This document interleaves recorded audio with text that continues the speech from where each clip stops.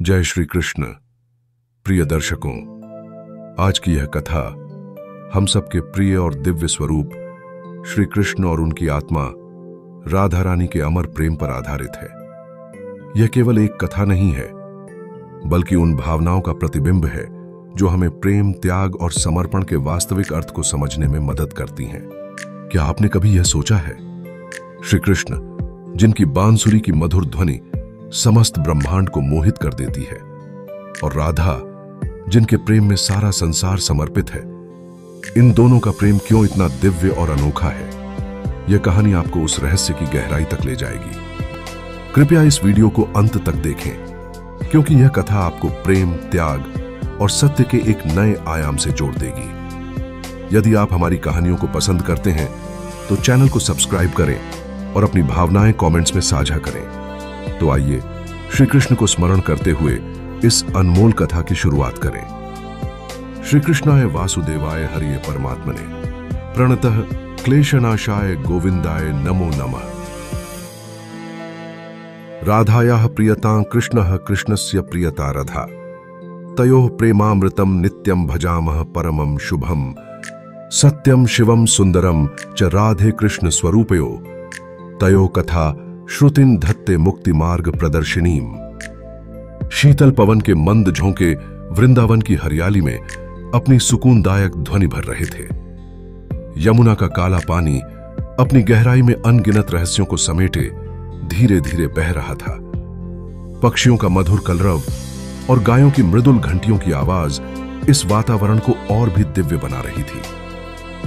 वृंदावन के इसी पवित्र तट पर राधा अपने सखियों के साथ बैठी थी। उनके मुख पर चंद्रमा की तरह उज्जवल तेज था, लेकिन उनकी आंखें किसी अनदेखे सपने में खोई हुई प्रतीत होती थीं। सखियां के उनके मन की व्यथा को समझने का प्रयास कर रही थीं।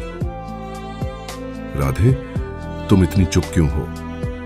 सखी ललिता ने स्नेहपूर्वक पूछा।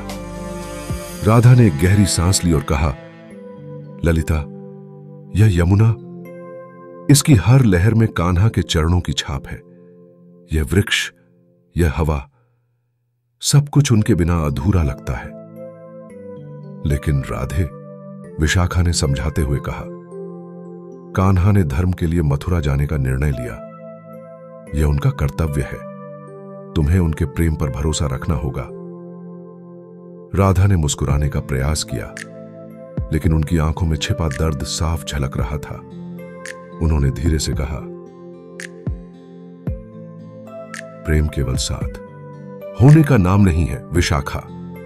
प्रेम तो आत्मा का वह जुड़ाव है जो हर दूरी को मिटा देता है, परंतु फिर भी उनका वियोग मेरी आत्मा को एक पल के लिए भी चैन नहीं लेने देता। कृष्ण की अनुपस्थिति का प्रभाव वृंदावन में कृष्ण के बिना सभी जगह जैसे वीरान हो गई थी।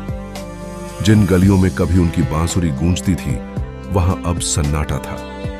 गोपियों के हृदय में प्रेम और वियोग का अद्भुत संगम था। राधा ने सखियों से कहा, कान्हा के बिना यह वृंदावन वैसा ही है जैसे आत्मा बिना जीवन। परंतु मैं यह समझ नहीं पा रही कि उनके बिना मैं क्यों इतनी अधूरी महसूस करती हूं। क्या यह प्रेम का प्रभाव है या मेरे मन की कोई और परीक्षा?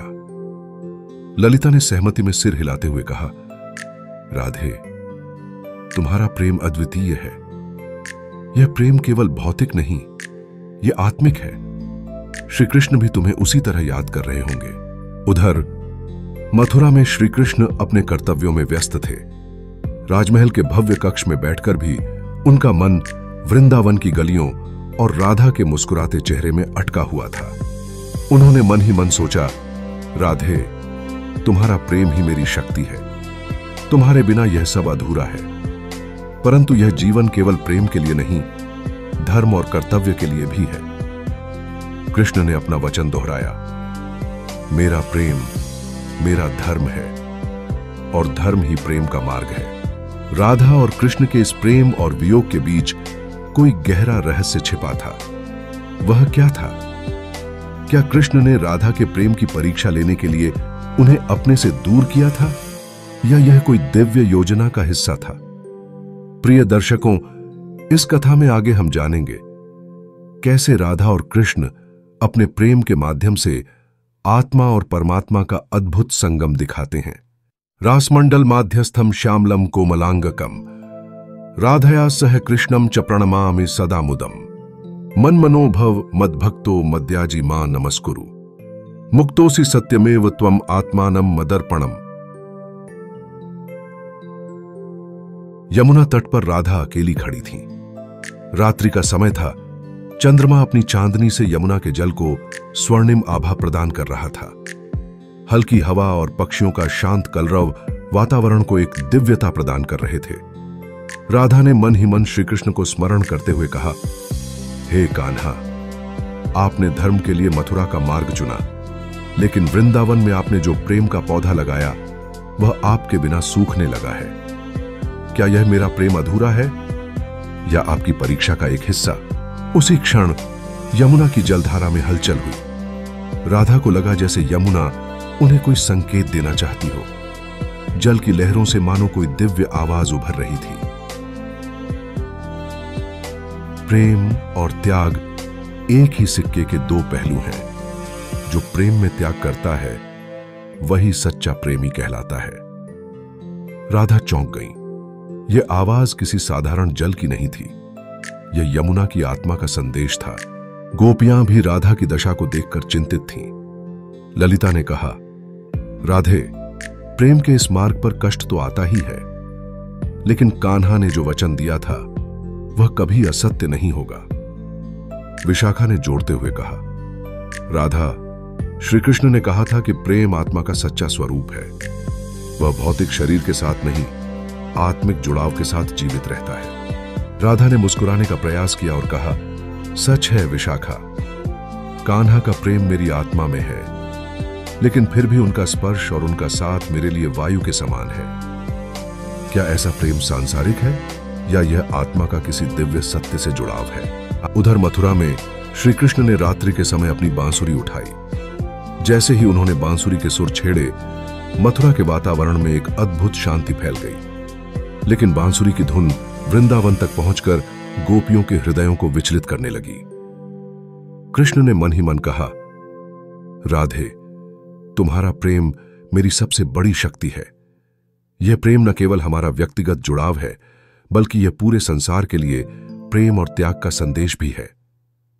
उन्हें यह भी ज्ञात था कि वृंदावन में राधा उनके वियोग में व्याकुल थीं, परंतु उनके मन में एक गूढ़ योजना थी जो केवल समय आने पर प्रकट होगी। प्रिय दर्शकों, क्या श्री कृष्ण राधा की व्यथा को समाप्त करने के लिए वृंदावन लौटेंगे, या फिर यह प्रेम और धर्म के संगम की परीक्षा का एक हिस्सा है? इस दिव्य प्रेम की कहानी में और रहस्य छिपा हुआ है।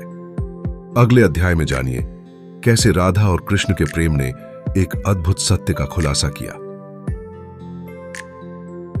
जय श्री कृष्ण, जय राधे राधे।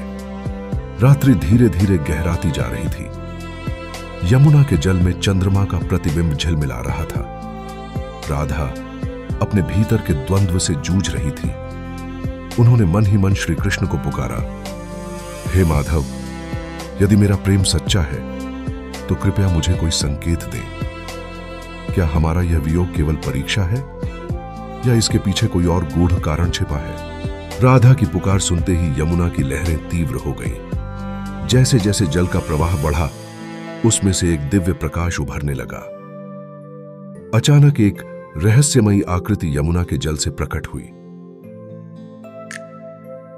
यह यमुना देवी थीं, जो राधा के समक्ष प्रकट हुई। यमुना देवी ने मधुर और शांत स्वर में कहा, हे राधे, प्रेम और त्याग का जो मार्ग तुमने चुना है वह केवल सांसारिक सुख के लिए नहीं है। यह मार्ग उस दिव्यता का हिस्सा है जो संसार को प्रेम का अर्थ सिखाने के लिए आवश्यक है। कृष्ण ने जो वियोग रचा है वह न केवल तुम्हारे लिए बल्कि समस्त सृष्टि के कल्याण के लिए है।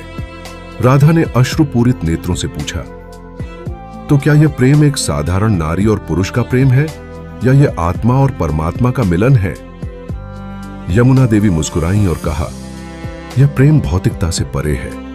कृष्ण का प्रेम अनंत है जो हर आत्मा को छूता है। वह प्रेम तुम्हारे माध्यम से पूरी सृष्टि में प्रवाहित हो रहा है। तुम्हें धैर्य रखना होगा, क्योंकि यह प्रेम न केवल तुम्हारा बल्कि समस्त संसार का मार्गदर्शन करेगा। उधर मथुरा में श्री कृष्ण ने यमुना की ओर ध्यान किया। उनकी आंखों में राधा और वृंदावन की छवि स्पष्ट हो उठी। उन्होंने मन ही मन कहा, राधे, तुम्हारे प्रेम का उत्तर देना मेरा धर्म है, लेकिन यह प्रेम केवल हमारा व्यक्तिगत अनुभव नहीं है। यह संसार को त्याग और सत्य का मार्ग दिखाने वाला है। साथ ही कृष्ण ने उद्धव को एक संदेश दिया। उद्धव, समय आ गया है कि वृंदावन के मेरे प्रियजनों को यह समझाया जाए कि मेरा प्रेम केवल भौतिक नहीं है, यह हर आत्मा में व्याप्त है। उन्हें यह सत्य बताने का कार्य तुम्हें करना होगा। उद्धव ने विनम्रता से कहा, प्रभु, मैं आपके संदेश को अवश्य पहुंचाऊंगा, परंतु क्या गोपियां और राधा इसे समझ पाएंगी? कृष्ण मुस्कुराए और कहा, सत्य को समझने में समय लगता है, लेकिन उनका प्रेम इतना गहरा है कि वे इसे अवश्य आत्मसात करेंगी। वृंदावन में गोपियों ने राधा से कहा, राधे, क्या तुम्हें लगता है कि कान्हा कभी वापस आएंगे? राधा ने गंभीर स्वर में कहा, कान्हा का प्रेम केवल लौटने या वियोग का विषय नहीं है। यह प्रेम हमारी आत्मा का हिस्सा है। वह जहां भी हो, उनका प्रेम हमारे भीतर सदा रहेगा। लेकिन हां, मैं यह जानना चाहती हूं कि उन्होंने हमें क्यों छोड़ा। गोपियों में से एक ने कहा, क्या हमारा प्रेम इतना दुर्बल है कि हम उनके बिना जी नहीं सकते? शायद यह हमारी परीक्षा है। प्रिय दर्शकों, आज हमने इस दिव्य कथा के माध्यम से श्री कृष्ण और राधा के अलौकिक प्रेम और त्याग को आपके समक्ष प्रस्तुत किया। यह कथा केवल एक कहानी नहीं, बल्कि जीवन का एक अमूल्य संदेश है, त्याग, प्रेम और समर्पण का। श्री कृष्ण और राधा का यह दिव्य मिलन हमें सिखाता है कि सच्चा प्रेम सांसारिक बंधनों से परे होता है और आत्मा की गहराइयों से जुड़ा होता है।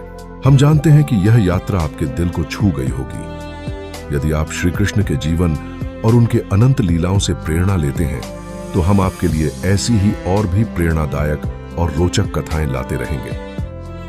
हमारी पिछली कथा, जिसमें श्री कृष्ण और गोपियों के बीच हुए दिव्य संवाद को दर्शाया गया था, का लिंक हमने इस वीडियो के डिस्क्रिप्शन में साझा किया है।